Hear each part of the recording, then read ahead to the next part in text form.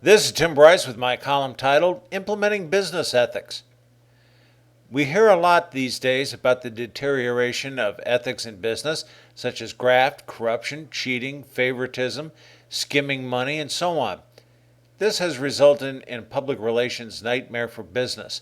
If consumers do not trust a company, it's a matter of time before it goes out of business.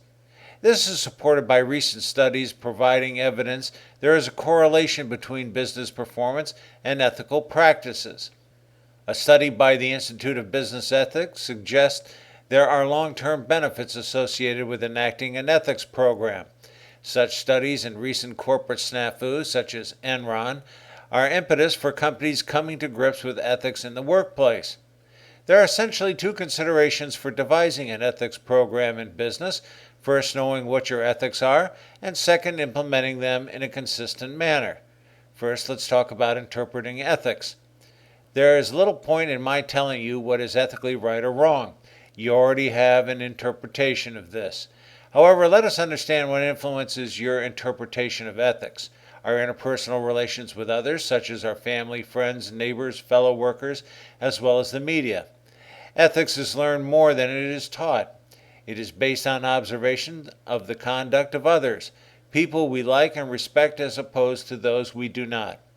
It is then up to each of us to interpret these perceptions from which we will base our conduct and behavior. The point is, we act on our perceptions, however accurate or inaccurate they may be. Another influential factor are our own human frailties of competitiveness, love, greed, and ambition. But then again, this goes back to interpersonal relations. Let us recognize that ethical behavior is interpreted differently from person to person. What one person may consider right or wrong may be different for the next person. The objective in business is to implement a uniform form of behavior, thereby instilling consumer confidence in a company overall. Next, let's talk about implementation. Writing a corporate code of conduct is in vogue today as a means of articulating the ethics of a business. Such codes are proudly displayed on websites and in corporate brochures, more for public relations than anything else. True, they are useful for disciplining an employee for an infraction of the rules, but I do not see them as an effective way of implementing an ethics program. Understand this, regardless of what the code of conduct states, the ethics of a business are whatever the top dog says they are. Too often I have seen companies say one thing, then act another, such as Enron. Printed codes of conduct are nice, but we have to recognize that it is one thing to enact legislation, quite another to enforce it. As stated earlier, ethical behavior is based on observations. Regardless of what a code of conduct says in print, ethical behavior is based on the relationship of superior and subordinate worker relationships. If a subordinate observes an indiscretion by his superior, in all likelihood it will be emulated by the subordinate. This phenomenon occurs top down in the whole corporate chain of command. If it breaks down anywhere in the corporate hierarchy, it will become visible to the subordinate layers and potentially create a trickle-down effect. This means the boss has to be a role model for ethical behavior. They must walk the walk as well as talk the talk. If they do not, it will not go unobserved by their subordinates. Managers, therefore, should avoid the do as I say, not do as I do phenomenon. They must lead by example. Anything less is sheer hypocrisy and will inevitably lead to changes in behavior. It is simply not sufficient to issue platitudes as to what is and what isn't ethical behavior. The manager must follow up and assure ethical behavior is implemented accordingly. In other words, he shouldn't just desire truth and honesty, he must demand it. If one person gets away with an indiscretion, others will surely follow. As such, when writing out a code of conduct, be sure to stipulate the penalties for its violation. The success of a business ethics program is ultimately measured by how well it becomes ingrained in the corporate culture. As we have discussed in the past, corporate culture pertains to the identity and personality of the enterprise. All companies have a culture, a way they behave and operate. They may be organized and disciplined or chaotic and unstructured. Either way, this is the culture which the enterprise has elected to adopt. What is important is that in order for an employee to function and succeed, They must be able to recognize, accept, and adapt to the culture. If they do not, they will be rejected. People will not work with them.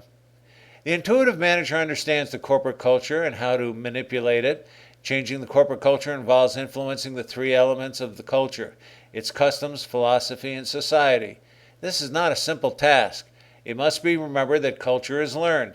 As such, it can be taught and enforced. For example, a code of conduct is useful for teaching, as is a system of rewards and penalties. Designating people to act as watchdogs of the culture can also be useful, but be careful not to create a climate of paranoia. Ultimately, as a manager, you want to create a culture that promotes the ethical behavior you desire. We now live in strange socioeconomic times. 40 to 50 years ago, we normally had one parent staying home to raise the kids. Now it is commonplace to find families where both the husband and wife are working and paying less attention to their children, thereby relegating their parenting duties to teachers and coaches. In other words, the family unit, which is the basic building block for learning ethical behavior, is becoming severely hampered. In business today, we have a fast-track competitive mentality, which does not encourage a spirit of teamwork, but rather more rugged individualism. Nor does it promote employee loyalty. Further, we now live in a society that encourages people to go into debt, thereby causing financial tensions. Bottom line, ethics is about people and trust. Consequently, we should be sharpening our people skills as opposed to avoiding it. We don't need more maxims of how we should conduct our lives. We need to lead by example. As such, we need more role models and heroes than we do paperwork. Let me close with one last thought on how ethics impacts business. There's probably nothing worse in business than being caught in a lie, particularly by a customer.